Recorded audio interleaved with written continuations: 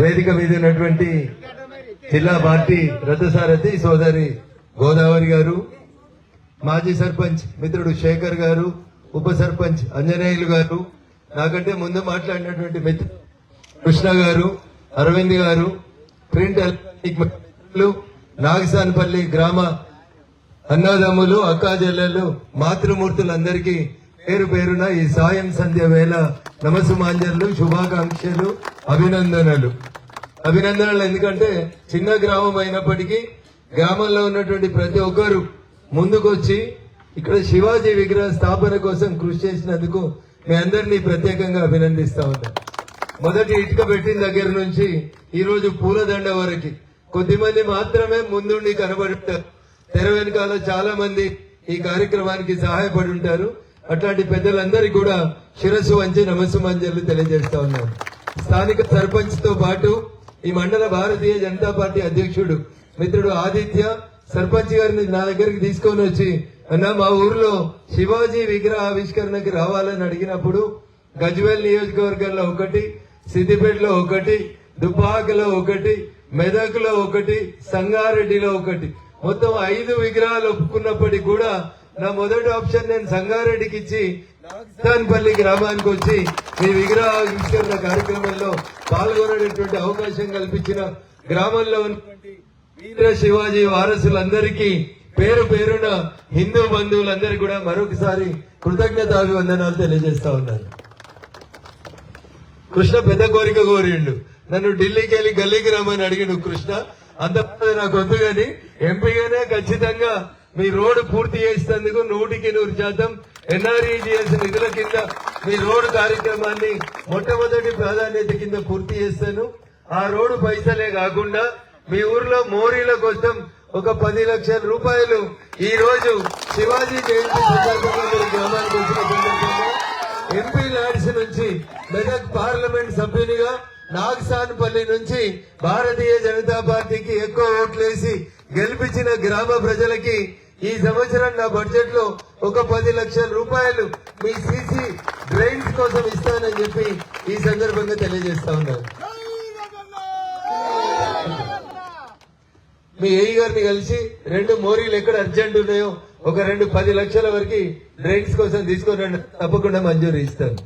ఈ రోడ్డు గురించి మండే రోజు కలెక్టర్ గారితో మాట్లాడి ఈ రోడ్డుకు సంబంధించినటువంటి విషయం ఎక్కడ ఆగింది, ఎందుకు ఆగింది చూసి దాన్ని కూడా ఖచ్చితంగా పూర్తి చేపిస్తాను. మొదటి ప్రాధాన్యత భ్రమణ లోపల నాగసాన్పల్లి రోడ్ ని ఎన్ఆర్ఈజీఎస్ కింద మోడీ గారి ప్రభుత్వం ఇస్తున్న నిధుల కింద ఖచ్చితంగా ఈ రోడ్డు పూర్తి చేయించే కార్యక్రమాన్ని టేకప్ చేస్తాం. కాకపోతే ఇప్పుడు వచ్చిన కార్యక్రమం వీర శివాజీ జయంతి. మనమందరం కూడా చాలా సంవత్సరాలుగా ఎక్కడో పుట్టిన మరాఠా యోధుడు, తెలుగుతో సంబంధం లేదు, మనతో సంబంధం లేదు, మన రాష్ట్రానికి సంబంధం లేని వ్యక్తి అయినప్పటికీ కూడా దేశంలో ఉన్న ప్రతి హిందూ బంధువు కళ నా కొడుకు శివాజీ అంత గొప్పోడు కావాలని ప్రతి తల్లి పిల్లలు కంటా ఉంటది. అట్లాంటి మాతృమూర్తుల కోరిక మేరకు ప్రతి పల్లెటూరులో ఉన్నటువంటి యువకులందరూ కూడా తామే శివాజీ వారసులం అని చెప్పి ఎక్కడికక్కడ విగ్రహావిష్కరణ కార్యక్రమాల్ని కొనసాగిస్తా ఉన్నారు. నిన్న, ఈ రోజు, రేపు జిల్లాలో చాలా పెద్ద సంఖ్య లోపల శివాజీ విగ్రహావిష్కరణ కార్యక్రమాల్ని కొనసాగిస్తా ఉన్నారు.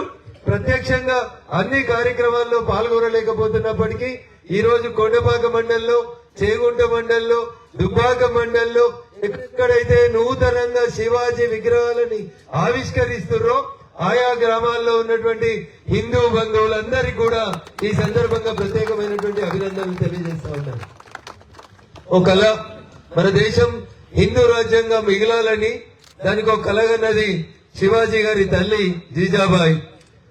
మొఘలులు మన దేశం మీద దాడి చేసి మన మతాన్ని విధ్వంసం చేసి ఈ దేశంలో హిందువులు లేకుండా చేస్తామని ఓ కుట్ర వన్నినప్పుడు తన కొడుకుని హిందూ సామ్రాజ్య కాపాడడం కోసం, ఈ దేశం కోసం తన కొడుకుని పనిచేయమని చెప్పి చిన్న వయసులోనే ఒప్పించి నా మతాన్ని కాపాడమని పంపించిన గొప్ప తల్లి జీజాబాయి.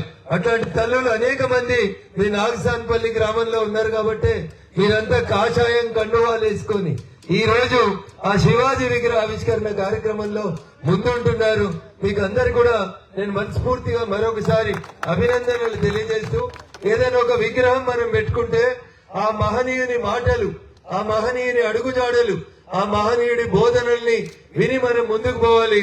మన ధర్మం మీద ఎవరైనా దాడి చేయాలని ఆలోచన చేసినప్పుడు ఆ శివాజీ చేతిలో ఉండే ఖడ్గం 150 కిలోల బరువు ఉంటది. ఎందుకంటే ఇవాళ మనందరం 10 కిలోల కత్తి పట్టుకొని కూడా నడవలేని పరిస్థితి. కానీ ఆ రోజు తక్కువ సంఖ్యలో తన సైన్యం ఉన్నప్పటికీ ఏ రోజు కూడా ఎవరికి తల వంచకుండా హిందూ మతం మీద జరుగుతున్నటువంటి దాడుని, మొఘల్ సామ్రాజ్యాన్ని విస్తరణ కోసం జరుగుతున్నటువంటి ప్రతి ఆకాంక్షను అడ్డుకొని హిందూ సామ్రాజ్యంగా భారతదేశం నెలకొనాలని చెప్పి కలలు గని ఆ కలకొన పనిచేసినటువంటి గొప్ప మహారాజ్ ఛత్రపతి శివాజీ మహారాజ్.